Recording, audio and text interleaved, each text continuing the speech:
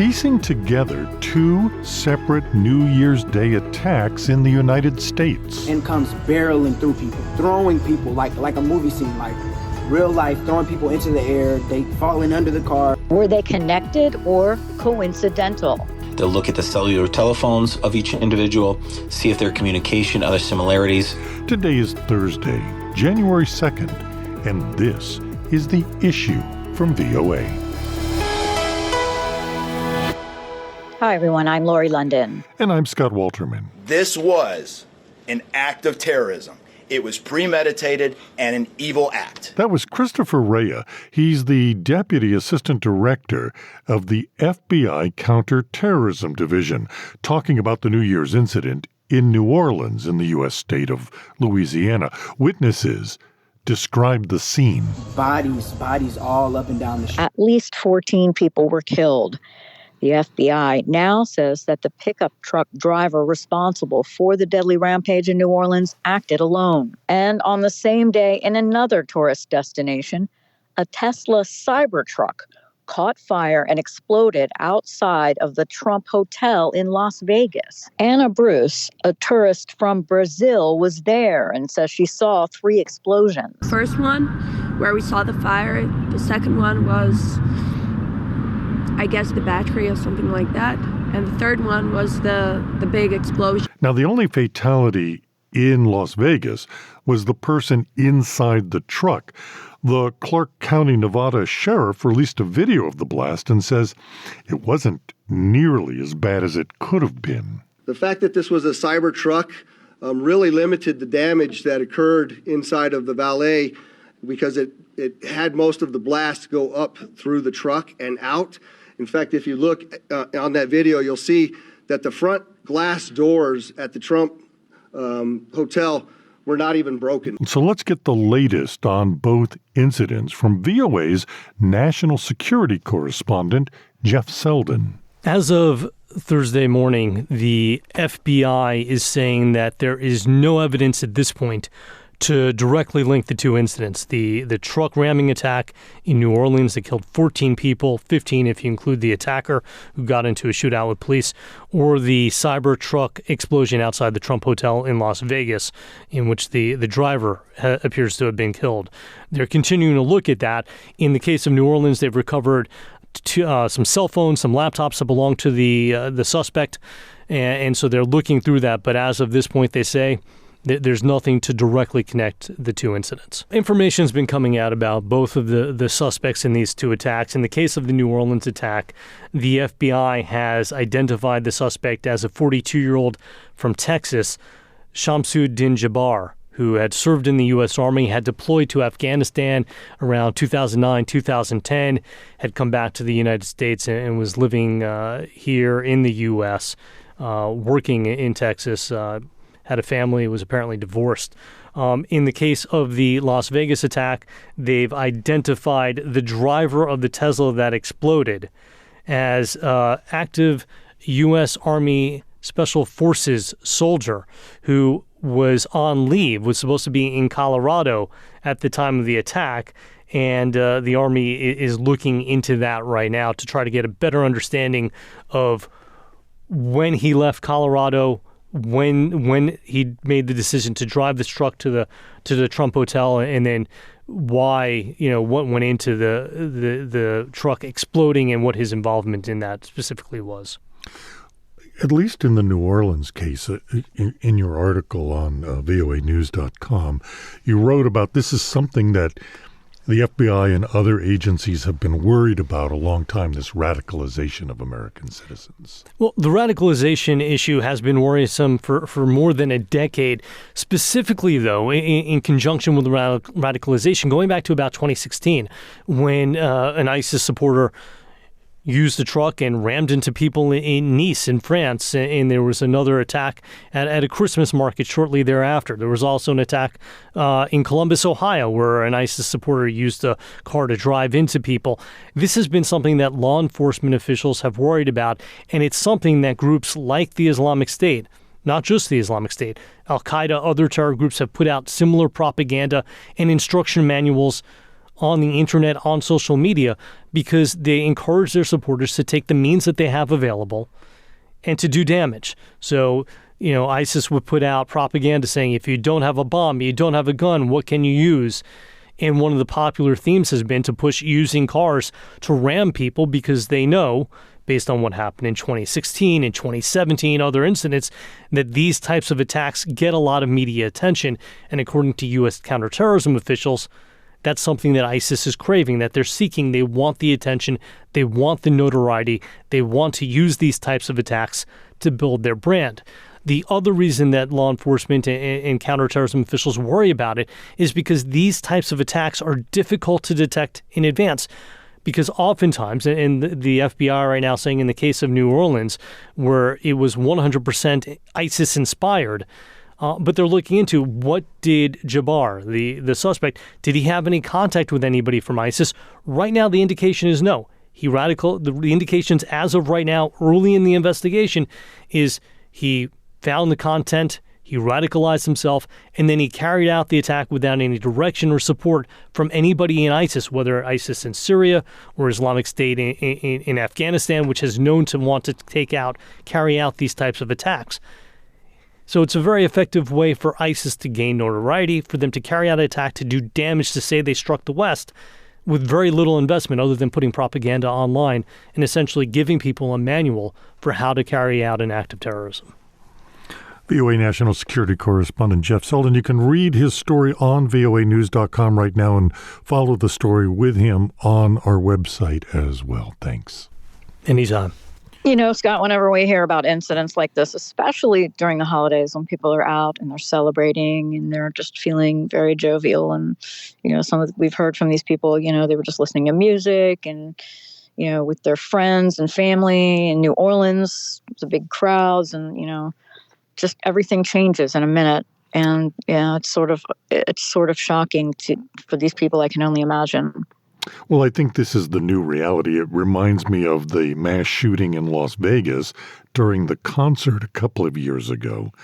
Where you get big crowds on holidays, having a good time, not expecting something like this. And I think that's, as we heard in Jeff's report, what they're after. Yeah. So now the federal government and local law enforcement are trying to piece together what exactly happened, why they did it, what their motivation was. Joining us to talk about it, give us some insight into those investigations, is organized crime expert Daniel Brunner. He's a retired FBI special agent and now CEO of the Brunner Sierra Group. Well, thanks so much for taking the time to talk to us. Absolutely, not a problem. My pleasure. So these two separate terror attacks, how likely is it that they were linked? Well, I think it wouldn't be prudent for, the FBI, who's the lead agency, to make that statement to whether it definitively to whether it is or is not. Obviously the assistant special agent in charge, she took a lot of heat in that first few hours for stating that this wasn't a terrorist attack, and then it turned out to be. So that's why you don't want to definitively say it is or is not with an ongoing investigation. I think that there are many differences between the two attacks, where it clearly states that the Las Vegas is an attack. I think the differences are very stark. My personal opinion, based on the information that I'm seeing, and I've been talking to some people, I do not believe the two are connected. I believe that you take the one in New Orleans, that was an ideologically driven. He was clearly stating it on the videos that he was recording, traveling from Houston to New Orleans. He had an ISIS flag on the back of the pickup truck. He clearly was motivated to do harm to individual people who are out, regaling in the New Year's Eve events, and with a similar type of attack to Germany and to Berlin, the two vehicle-borne attacks in Germany. Las Vegas, for me, was more symbolic. He was, making a statement in a Tesla truck in front of a Trump facility. He had plenty of opportunities, if he wanted to do a similar type of attack, to kill individuals, to kill civilians, where he did not. He didn't do that. the explosives material are different. In Las Vegas, it's gasoline with fireworks. In New Orleans, it appears to be more IED, more explosive built material. The only similarities between the two is they were both from the military, and they were both rented their vehicles via the Turo app, which again, I think is a coincidence. I don't believe in coincidences, but in this situation, my gut says that they're not aligned. They both happened on New Year's Day, which is a major event in the United States. So if you had two events on 14th, which is not then yes, I think that we'll be looking at a very coordinated attack. But you're talking about, if you had a major holiday, New Year's Day, Christmas Day, that is symbolic for a terrorist attack.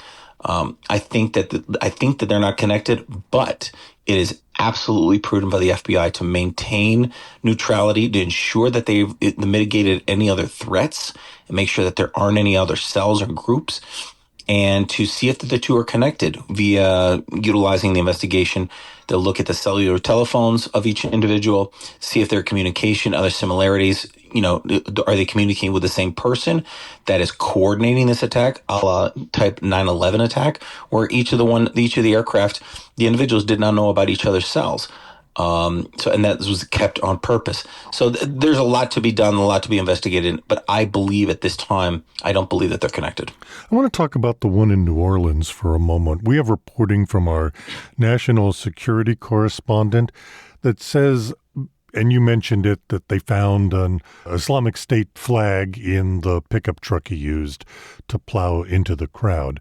That this is something that they've long feared, the FBI, a plot at least inspired by the Islamic State terror group, if not coordinated and sponsored by.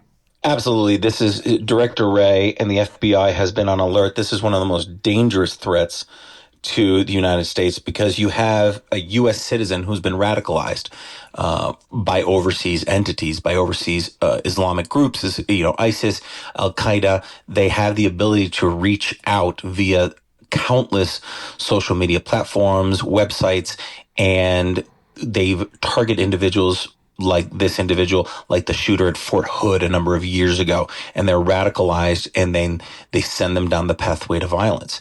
The danger is because, especially if they're a lone wolf, there's no way, there's no individual who can provide information. There's no individual that could provide a tip to law enforcement. If I do not believe New Orleans, he acted alone. I believe he had support structure in Houston, and I believe that they sent him down the pathway to violence because he was vulnerable to be influenced by certain entities in Houston, which, from what I understand, they're being investigated. There are certain religious individuals who are, sent them down a radicalization pathway.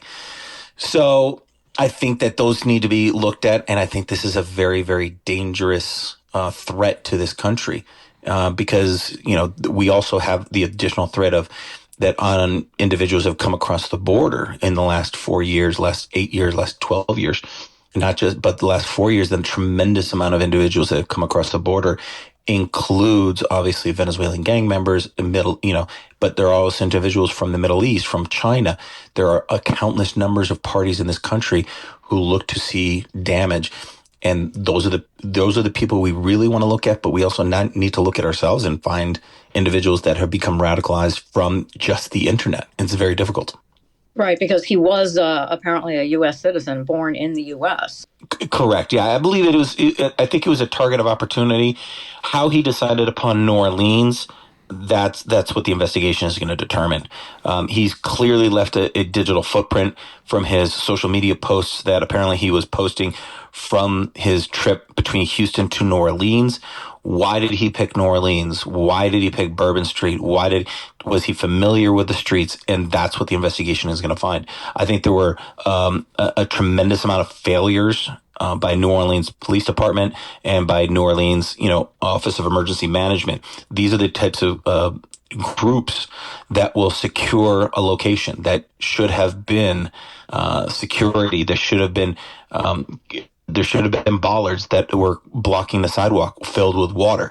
Those bollards are hundreds of pounds. It would have slowed down, if not stopped, a vehicle, especially when it was turning, as the video has shown. That vehicle was turning onto that sidewalk, and it was traveling maybe 5 to 10 miles an hour on the turn and then accelerated. The fact that it was just a police vehicle, a cruiser, blocking that road is completely unacceptable. There are some serious problems that will be looked at, but this needs to be looked at much, much later down the investigation. Right now, the number one thing is to be looked at is mitigate the threat. Find out that there are no longer individuals that are a threat to this country as part of this cell or group. Then conduct the investigation. But meanwhile, there are still large events going on. You have the FCS National Championship in football in Frisco, Texas, that will be occurring on Monday, on the 6th. You have countless bowl games going on today in Jacksonville. And obviously, you have the Sugar Bowl that will be occurring right down the road from the incident in New Orleans. The quick lessons learned from the mistakes of New Orleans from 2 days ago need to be quickly implemented, and the threat assessment needs to be reconducted at each one of these sites to make sure a similar copycat attack doesn't happen, because it's a very easy, very low-tech attack, but can cause a tremendous amount of damage. I want to go back to the use of social media for a minute, because it's not just a tool to reach out and radicalize, but the reaction from the attack on social media creates a sort of chaos that plays to the advantage of those who want to sow unrest in the United States, right? Absolutely. You can look at just from a few weeks ago, the attack on the United Healthcare CEO and the infatuation that people have on the shooter there. And, I'm trying to refuse to name them, because that just brings more attention to their cause, because that's what they want. That's what they are looking for. They're looking for attention to their cause. The shooter in the United Healthcare wants to bring attention to his cause. They believe that they are advancing the cause. They're advancing the movement. In this situation in New Orleans, he was advancing the cause of whatever organization that radicalized him, whether it be ISIS or whether it be somebody else in Houston that radicalized him. And that's what they want. They want the attention. Social media has given that, afforded that attention to be able to reach out to countless numbers of individuals and offered them a platform for them to open discussion, find similar people of their liking. The number of radical, you have individuals, you have groups, whether it be white supremacy, whether it be Islamic extremists. You have numerous groups who don't align with what you're saying is the norm. Within those groups is a very, very small percentage of individuals that are so extreme that they're willing to give their own life for that cause. This social media world is now giving the platform so that small percentage can hear the talk and look at the attention that it's getting. So this is actually, the amount of, TV news articles that are being written. This is just emboldening them to maybe, hey, you know what? Maybe I'll go past the edge and maybe I'll take it and conduct a copycat attack, or move forward whatever plans they had and move it into action. So it is very dangerous. It is quite alarming. And I don't know if there's ever a solution to that because of freedom of speech that we have here in the United States. And so the Tesla explosion in front of Trump Tower in Las Vegas, would you say that's sort of less of a larger threat and more of a statement? So from what I'm understanding this morning, the individual has been identified as a 19-year member of the military, active duty. He was a Green Beret, and he was, highly, was decorated member of Special Forces of the 10th Mountain Group.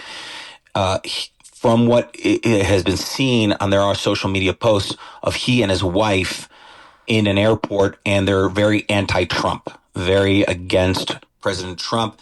They're very much against that political agenda.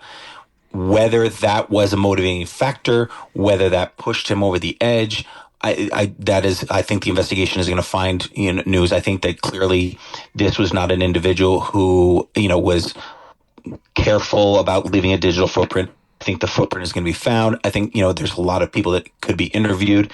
You have countless members of the military who are, around this man, who can, talk, find out interviews.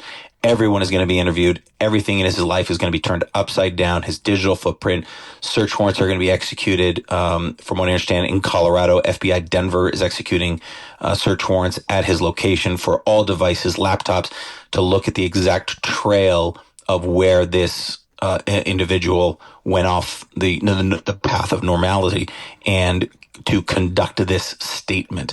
That's why, like I said, based on what I'm thinking, it appears to me that it is a statement to the Trump organization. If he wanted to kill people, if he wanted to really do damage to Vegas, there were plenty of other opportunities he could have on New Year's Eve that he could have done that. So that's why I believe it's at this time, that's it. But the investigation will determine that. Daniel, thank you so much for the time. It's my pleasure. That was organized crime expert Daniel Brunner. He is a retired FBI special agent.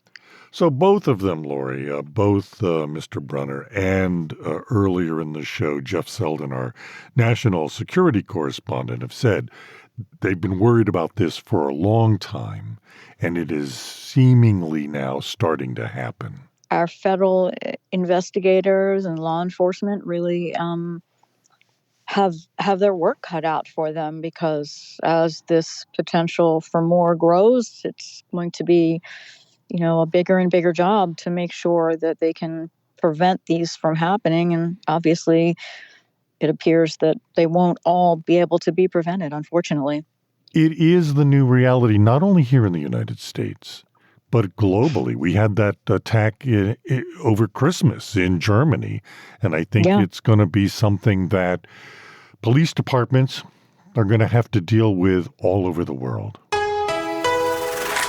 You've been listening to The Issue from the Voice of America. On behalf of everyone at VOA, thank you so much for joining us. And follow The Issue on X, Blue Sky, and Facebook at VOA The Issue.